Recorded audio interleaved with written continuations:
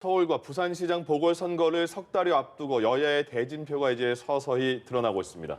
여권의 대권 유력 주자인 이낙연 대표와 이재명 지사 간의 정책적인 선명성 경쟁도 뜨거워지고 있는데요. 관련 정치권 이슈들 박진영 더불어민주당 상근 부대변인, 조청래 전 국민의힘 여의도연구원 부원장과 함께 짚어보도록 하겠습니다. 네, 어서 오십시오. 안녕하십니까? 안녕하세요. 예. 안녕하십니까?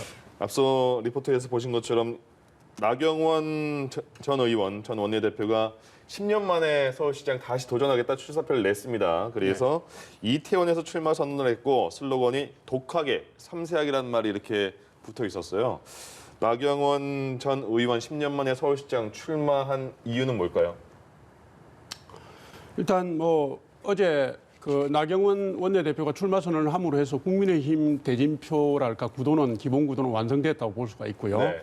어제 지금 말씀하신 것처럼 독하게, 섬세하게라는 말에 압축이 되어 있는데 그 두 가지 용어는 뭐냐면 패스트트랙 전국의 투쟁을 이끌었던 원내대표로서 문재인 정권 심판론의 기수가 되겠다라는 측면, 그다음에 섬세하게는 여성 후보의 강점으로서 서울시정을 보듬겠다라는 걸로 보시면 되고요. 유불리를 따지지 않고 묵묵하게 끝까지 가겠다, 이런 의지도 가진 걸로 보입니다. 아마도 안철수 후보하고 오세훈 후보하고의 차별성을 염두에 두고 그런 말씀을 하신 것 같고요. 이태원 먹자 골목에서 하신 것도 지금 코로나 때문에 피해를 보고 있는 소상공인들에 대한 피해 지원에 역점을 두겠다, 그런 걸로 밝힌 걸로 보입니다. 예, 그럼 지금 이제 야권에서는 굉장히 많은 후보가 나왔습니다. 여권에 비해서요. 이제 나경원 전 의원이 경선에서 만약에 통과를 한다면 상대 후보가 될 텐데 어떻게 보셨어요? 당내 경선이니까 독하게, 섬세하게 이런 표현 쓸 수 있다고 보는데요. 말씀하신 것처럼 원내대표 시절에 빠루 들고 이 동물국회 만들었던 걸 서울시를 동물서 시정을 할 수는 없지 않습니까? 그런 측면에서 저는 본선에 가서는 좀 더 부드럽게 바뀌는 게 좋다, 이런 생각이 들고요. 우리가 보통 이제 당내 경선을 이야기할 때 몇 가지 이제 경선에 후보가 되는 원칙이 있습니다. 첫 번째가 이제 당내 이데올로기가 강해야 된다. 그것은 보수 정당에서는 보수적인 사람이, 진보 정당에서는 진보적인 사람이 유리하다. 이런 측면에서 아마 독하게 이런 표현을 한 것 같아요. 그다음에 우리 이제 언론의 기대 게임, 익스펙테이션 게임에 호응을 해줘야 된다. 때때로 강할 건 강하게, 약할 건 약하게 이런 걸 해줘야 된다라는 그런 이야기들이 있거든요. 그런 부분에서 저는 나경원 전 의원이 이렇게 굉장히 저는 앞서 나갈 것이다, 이런 생각이 들고요. 조만간에 좋아하실지 모르겠지만 여론조사에서 안철수 대표도 저는 따라잡지 않을까, 이렇게 예측을 합니다만은 앞에서 말씀드린 것처럼 정쟁의 시대는 좀 접어두시고 좀 부드러운 시정으로 돌아가시면 어떨까, 이런 생각이 해봅니다. 이렇게 나 전 의원이 출마 선언을 하면서 앞서 말씀해 주신 것처럼 야권의 주요 인사들의 출마 선언은 어느 정도 마무리가 된 것 같은데 문제는 단일화인 것 같습니다. 그 과정이 좀 쉽지만은 않을 것 같은데요. 어떻게 보십니까? 지금 국민의힘 내부 분위기는 조금 이제 시간이 가면서 바뀌는 걸 느끼시잖아요. 처음에는 단일화 문제에 약간 흔들리다가 지금은 자강론 쪽으로 분위기가 완전히 돌아갔거든요. 그 이유가 뭐냐면 보궐선거는 투표율이 좀 낮습니다. 그러니까 정당 기반이 좋은 정당, 조직력이 있는 정당 후보가 유리하게 돼 있다는 점이고요. 제가 뒤져보니까 2018년도 지방선거 때 박원순, 김문수, 안철수 세 후보가 경쟁을 했는데 그 선거 3, 40일 전에 여론조사를 뒤져보니까 그 여론조사 때까지만 해도 안철수 후보가 김문수 후보를 앞섰어요. 그런데 실제로 투표함을 열어보니까 김문수 후보가 23.3%를 얻었고 제가 보니까 안철수 후보가 19.5%를 얻어서 김문수 후보가 실제로는 앞섰습니다. 그런데 예를 들면 당 기반과 핵심 지지층이 분명한 국민의힘이 자체적인 경선을 성공적으로 흥행을 하면 제가 볼 때 단일화 협상에 가서도 유리한 고지를 유지할 수 있고 이길 수 있다. 이런 입장이 지금 국민의힘이 정리가 됐다고 보시면 되고요. 그다음에 야권 단일화는 승리의 중요 조건이기 때문에 반드시 이루어야 하지만 국민의힘이 제1야당 아닙니까? 그러니까 발생할 수 있는 여러 가지 가능성을 다 염두에 둬야 되거든요. 만에 하나 단일화 실패할 경우도 생각해야 된다, 이렇게 저는 봅니다. 그러면 지금 안철수 대표는 국민의힘의 입당이나 당대당 통합은 안 할 것이다라고 생각을 하고 계시는 겁니까? 지금 안철수 대표는 제가 볼 때 경선 룰 싸움을 당 밖에서 하는 것이 합당을 안 하고 하는 게 좋다고 생각하는 것 같아요. 지금 우리 당의 지금 경선 공천관리위원회 보면 예비 경선에서 여성 후보가 20%의 가점이 있고 예. 본 경선에도 10%의 가점이 있지 않습니까? 물론 자기 득표 프로테이지의 10%지만 예. 안철수 후보 같은 경우에 국민의힘 내로 들어오면 국민의힘 내 경선 룰에 해서 가야 되니까 유리하지 않다고 생각하는 것 같습니다. 예. 네. 지금 김종인 위원장은 안철수 대표에 대해서 약간 거센 소리도 하고 있는 그런 네네. 상황인데요. 그 네네. 삼자 구도로 가도 되겠다 이런 말도 했잖아요. 그 저희 전략적으로 하는 약간의 좀 어떻게 안 평가하세요? 맞는 말씀이죠. 네, 안 맞는 평가해 말씀이죠. 사실 이제 김종인 비대위원장이 안철수 대표가 가지는 생각 한 두 가지라고 보는데요. 네. 첫 번째는 같이 해보니까 이 사람이 참 정치 같이 할 만한 사람이 못 되더라라는 개인적 취향이 예. 저는 강하게 반영되어 있다는 생각이 들고요. 네. 두 번째는 안철수 대표 지지도가 현재 1위가 나오지만 국민의힘에서 후보가 결정되는 순간에 정당 지지도를 통해서 바로 뒤집어 엎을 수 있다. 이런 측면에서 향후에 있는 단일화 과정에서 유리한 국면을 만들기 위한 것이지 결코 야권 연대를 안 한다. 안철수를 완전히 내치겠다. 뭐 이런 취지는 저는 아닐 거라고 봅니다. 예. 박영선 장관은 계속 인터뷰를 보니까요. 1월 안에 결정을 하겠다 이렇게 출마를 얘기를 하는데 언제 결정이 되는 것 같습니까? 저는 좀 시기가 조금 늦춰질 수 있다고 보는 게요. 첫 예. 번째는 이 중기부 장관이라는 자리가 이 코로나 경제 위기에 이 중소상공인들, 자영업자들을 주무하는 부처입니다. 네. 그러다 보니까 본인이 낸 성과를 정리하는 시간이 저는 필요하다 이런 생각이 들고요. 예. 그리고 지금 일찍 나와봐야 흔히 하는 말로 여러 군데서 이제 공격만 받을 뿐이지 조금 시간을 벌면서 그다음에 당의 지지도가 지금 낮아졌지 않습니까? 예. 민주당이. 그래서 민주당이 불러서 나온다라는 그런 본인이 희생하는 측면에 이미지도 만들어가면서 네. 조금 시간을 벌지 않을까 이런 생각이 듭니다. 이런 얘기도 또 최근에 나오더라고요. 김동연 전 경제부총리를 민주당에서 영입하려 한다. 그리고 전언에 따르면 보도에 나오니까 김 전 경제부총리가 대안이 없다면 나갈 수도 있다. 이런 말까지 했단 말이죠. 그 대안이 무엇 의미하는지도 모르겠는데 어떻게 보십니까? 지금 박영선 장관의 지지도가 뭐 상당히 나오는 편입니다. 네. 이런 상황에서 이 김동연 전 경제부총리가 들어와서 경선을 하기는 쉽지 않을 겁니다. 그러면 이제 단독으로 전략공천이나 추대인데 금방 말씀드린 것처럼 박영선 장관의 지지도가 저만큼 나오는 상황에서는 현실적으로 좀 어렵다라는 생각이 들고요. 예. 다만 좀 개인적으로 좀 아쉬운 것은 당에서 김동연 장관을 지난해 연말이라든가 조금 일찍 영입을 해서 좀 프로모션을 좀 해줬더라면 하는 아쉬움은 있습니다만은 저는 현실적으로 선거에 도움은 되시겠지만 예. 이분이 후보로 뛰기에는 조금 늦지 않았나라는 생각을 갖고 있습니다. 그럼 후보에 대해서 하나만 더요. 박주민 의원은 나옵니까? 여론조사를 아마 내부적으로 해보지 않았겠습니까? 예. 거기에 의해서 저는 판단한 거로 보는데 현재 분위기로는 제가 들은 분위기로는 출마에 대해서 조금 부정적인 걸로 알고 있습니다. 알겠습니다. 네. 예. 각 당의 주요 후보들 이야기를 좀 해봤으니까요. 공약을 살펴보면요. 부동산 이야기가 상당히 많이 나오고 있습니다. 네. 그런데 이번에 서울시장 같은 경우에 당선이 된다고 해도 임기가 1년 정도이기 때문에 그 안에 좀 실효성 있는 공약을 내놓은 것이냐 이런 부분에 대한 검증은 좀 잘 돼야 될 것 같거든요. 근데 이제 1년이니까 짧죠. 그러나 이제 부동산 문제가 우리 국민들의 핵심 예고 가장 고통받고 있는 부분이니까 예. 제가 볼 때는 고 박원순 시장이 해놨던 사실상 망가뜨려 놓은 정책을 바로 잡는 시기로는 1년 정도가 의미가 있다 저는 이리 봅니다. 박원순 시장께서 10년간에 서울시 정비지 구역 한 400곳, 정확하게 말하면 한 350곳을 다 그거 했잖아요. 무산시켰지 않습니까? 그 바람에 새로운 주택 25만 호가 공급이 안 돼서 서울 시민들이 고통의 정점에 가 있는 거거든요. 예. 그래서 제가 볼 때는 이 주택 공급과 관련된 부분을 정책을 전환하는 게 우선 지금 차기 시장이 해야 될 일이고 국민의힘 입장에서는 주택 공급을 늘리기 위해서 민간 분야의 참여를 적극적으로 이끌어내야 되니까 분양가 상한제 폐지라든가 초과이익 환수제 손보는 거, 그다음에 양도소득세 중과세 폐지하는 거, 그다음에 실수요자들의 세 부담을 낮추는 문제, 그다음에 주택을 중심으로 해서 건강보험료 기준을 조정하는 문제 등을 지금 해야 되고요. 예. 정책을 보완하고 회복해야 될 시기이기 때문에 1년이 굉장히 중요하다. 예. 그리고 그 결과를 가지고 2022년 지방선거 때 다시 시민의 선택을 받으면 된다. 이렇게 봅니다. 그러니까 이번에 뭐 1년 지방선거가 내년 6월 1일이니까 1년 남았다고 하더라도 말씀하신 것처럼 자치단체장 3선까지 가능하니까 그렇게 생각해서 긴 플랜을 보는 후보도 있지 않겠습니까? 뭐 저는 뭐 그렇게 보지 않고요. 아, 예. 예, 부동산 문제가 불거지니까 즉각적으로 이야기하신 것 같은데요. 예. 이제 뭐 제가 미는 요즘 유행어가 있는데요. 네. 서울시장 감은 서울시장이 되면 안 된다.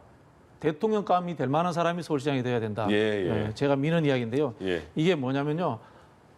지금 서울에 주택이 부족합니다. 부족하다 해서 막무가내로 서울에다가 주택을 계속 짓는다고 생각합니다. 서울로 사람이 몰려듭니다. 그럼 일자리가 또 생깁니다. 예. 서울은 계속해서 커집니다. 이거 제가 봤을 때는 계속 악순환이 지속될 수밖에 없습니다. 원장님도 이 지방 출신이고 저도 지방 출신인데요. 사실은 서울이 과밀화된 이 밀집화된 압력을 빼낸다는 근본적인 생각도 하면서 주택에 대한 공급책을 가져야 됩니다. 예. 서울의 일자리, 교육 이런 것들이 지방이 분산되고 서울로 꼭 출퇴근을 하지 않아도 되는 상황들 이런 것들이라는 국가의 전반적인 계획 속에서 서울을 바라봐야 되지 예. 서울만 바라고 계속 일자리를 만들고 하면 전 국민이 다 서울에서 살겠다는 생각을 갖고 있게 된다면 아무리 지어도 이거는 끝이 없는 상황이 벌어집니다. 저는 그런 부분에서 부동산 문제를 단기 처방식으로 내놓는 것 외에 예.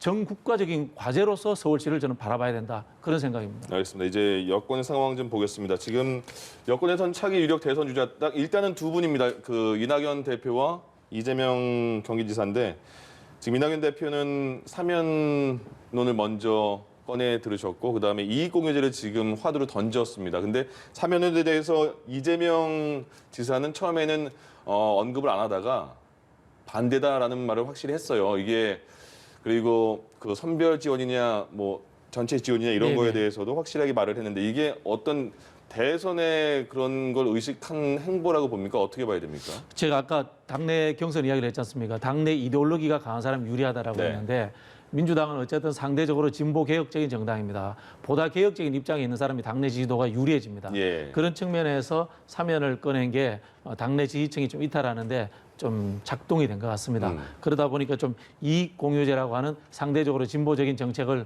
꺼냈는데요. 예. 뭐 저도 뭐 소속되어 있는 사람입니다만은 꺼내면은 좀 더 과감하게 꺼내시면 좋겠어요. 과감하게 꺼내서 이 상대 진영에서 이런 무슨 사회주의 정책을 제안해 이런 비판을 들어야지만 이 이슈가 예. 제대로 커질 수 있습니다. 근데 사실 뭐 이 이익공유제라는 게 제가 알기로는 그 정운찬 동반성장위원장이 먼저 꺼냈던 네네. 이렇게 화두를 알고 있고요. 이 사실은 이 기부와 비슷한 의미가 있기 때문에 이 흔히 이야기하는 보수적 온정주의에 이 기반하는 이 측면이 있습니다. 예. 그런 측면에서 저는 이낙연 대표께서 꺼냈기 때문에 좀 더 실행화될 수 있도록 좀 더 이 합리성보다는 좀 더 급진성이 있도록 나갔으면 좋겠다 이런 생각입니다. 이거에 대해서 국민의힘은 굉장히 반대한다는 입장이십니까? 뭐에 대해서? 이익공유제에 대해서요?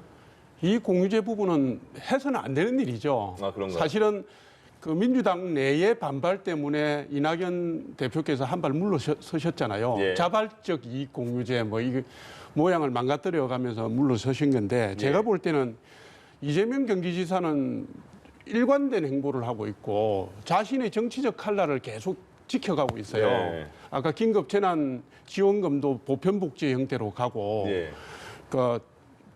자기 지지층을 똑바로 보고 가고 있는데 이낙연 대표는 취임 이후에 보면은 성과 부분에 대해서 조금 조급한 초조한 마음을 갖는 것인지 왔다 갔다 하시거든요. 예. 지금 말씀하신 것처럼 최근에 두 가지 사례를 보면 예를 들어서 대통령 사면론을 말씀하시고서 한 발 물러섰잖아요. 핵심 친문 지지층이 반대를 하니까 네. 물러섰고 그다음에 최근에 그 코로나 이익 공유제도 당내 반발이 있고 하니까 물러서셨는데 각 이슈에 대한 대응도 문제지만 그 두 가지 이슈가 전혀 상반된 이슈예요.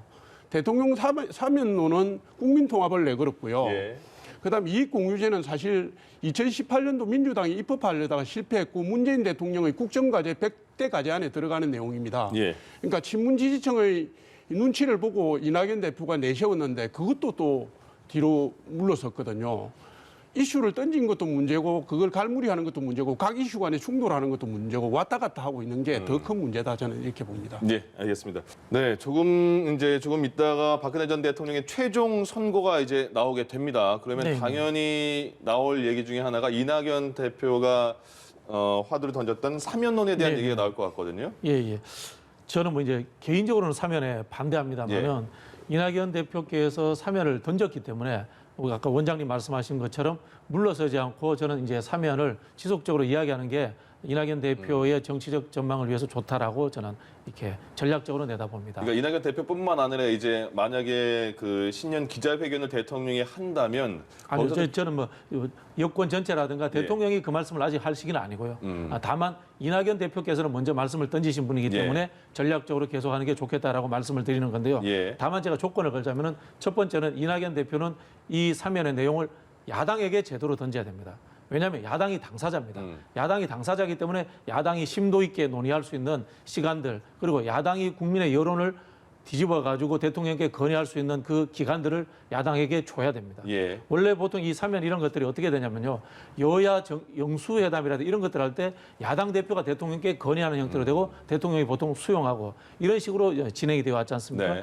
과거에 보면은 그 홍문종 대표인가요? 그분이 대통령 상가까지 찾아가서 박근혜 대통령 사면해달라 이런 이야기를 한 적도 있지 않습니까? 이 야당이 요구를 해야 되는 거고요. 대통령은 충분히 국민 여론이 숙성된 다음에 결론을 내리는 최종 결정권자이지 바로 대통령 보고 결정해라. 이렇게 이야기하면은 대통령이 말씀하신 것처럼 국민 여론의 추이를 보겠다는 이상의 답을 하실 수가 없습니다. 그런 측면에서 저는 이제는 사면 문제는 이낙연 대표가 야당에게 시간을 주는 야당의 시간으로 만들어야 된다. 이렇게 생각이 듭니다. 그럼 국민의힘 입장에서는 사면에 대해서는 어떻게 생각하고 계십니까? 당연히 사면을 해야 된다고 생각합니다. 근데 이제 이낙연 대표께서 이 이슈를 던졌는데 정치권에서 흔히들 볼 때 우리가 좋은 이슈라고 하는 조건들이 있습니다. 좋은 이슈의 첫 번째 조건은 찬반이 명확해야 되고요. 두 번째는 온 국민의 관심사여야 되고 세 번째는 그 이슈를 던지는 리더의 결단력 등 리더십이 부각되는 이슈가 좋은 겁니다. 그러니까 이낙연 대표께서 던지기는 제대로 던지셨습니다. 그거를 힘있게 밀고 나가지 못하고 물러서니까 이게 모양새가 이상해진 거거든요. 근데 이낙연 대표께서 이 이슈를 던질 때 제가 볼 때는 대통령의 의중을 반영해서 여론 띄우기 형식으로 던지신 거고 거기다가 국민통합이라는 전제를 붙이셨기 때문에 저는 청와대가 여론 관리 과정을 거쳐서 적정한 시점이 되면 이 문제를 의견 표명을 할 거라고 이렇게 기대하고 있고요. 시간이 갈수록 그 요구는 압박은 점점할 거다. 계속 높아질 거다. 이렇게 봅니다. 네, 알겠습니다. 저는 이 부분에 대해서 한 말씀 더 드리면 야당이 노력을 해 주셔야 된다는 게요. 민주당 지지층이라든가 대다수의 국민들이 사과와 반성이 있어야 된다. 이런 이야기를 하지 않습니까? 그게 우리 전두환 대통령에 의해서 국민들이 실망한 것이 많지 않습니까? 그런 측면인데요.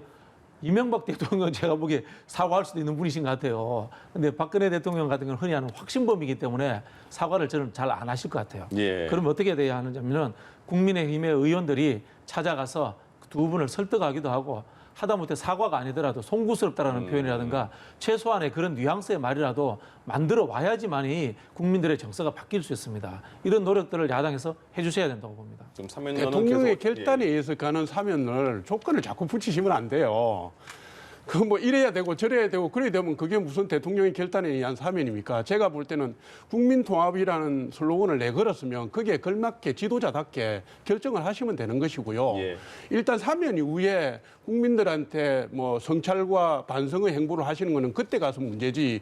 지금 감옥 안에 계신 분들이 그걸 어떻게 반성을 표명을 합니까? 예를 들면 이겁니다. 사면할 준비는 돼 있는데 사면될 준비가 안 되신 겁니다. 현재 상황이. 사면될 준비가 안 되신 분을 어떻게 사면해 줍니까?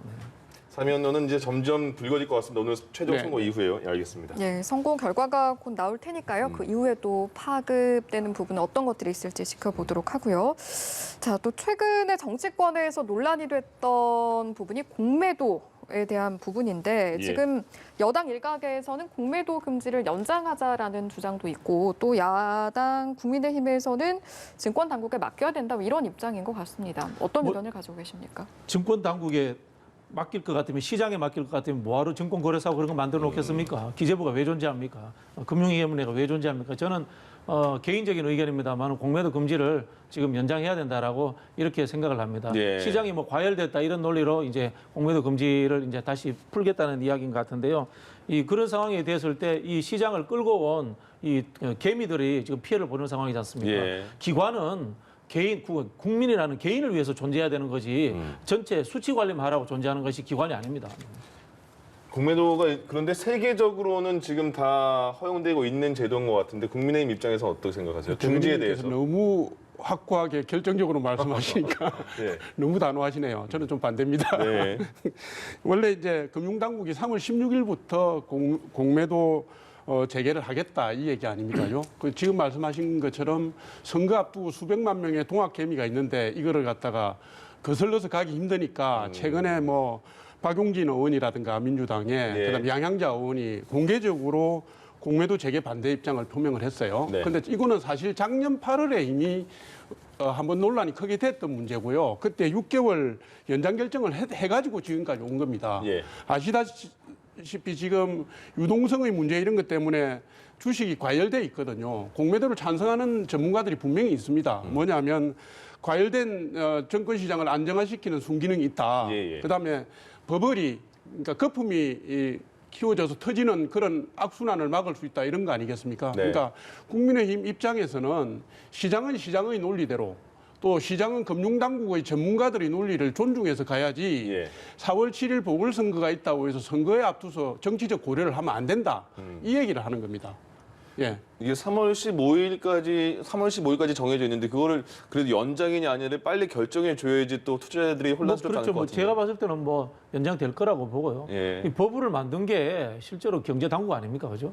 그래놓고는 또 이게 또 피해는 개미들 보고 지라고 하면 이게 국가가 할 짓이 아닙니다. 이게. 우리가 늘 이야기하는 시장 맞는 국가라는 존재 이유가 시장에 개입하기 위해서 존재하는 겁니다. 예, 알겠습니다. 그거는 좀 금융당국의 결정, 정책권의 결정 좀 보겠습니다. 지금까지 박진영 더불어민주당 상근 부대변인, 조청래 전 국민의힘 여의도 연구원 부원장 두 분과 함께했습니다. 고맙습니다. 고맙습니다. 예.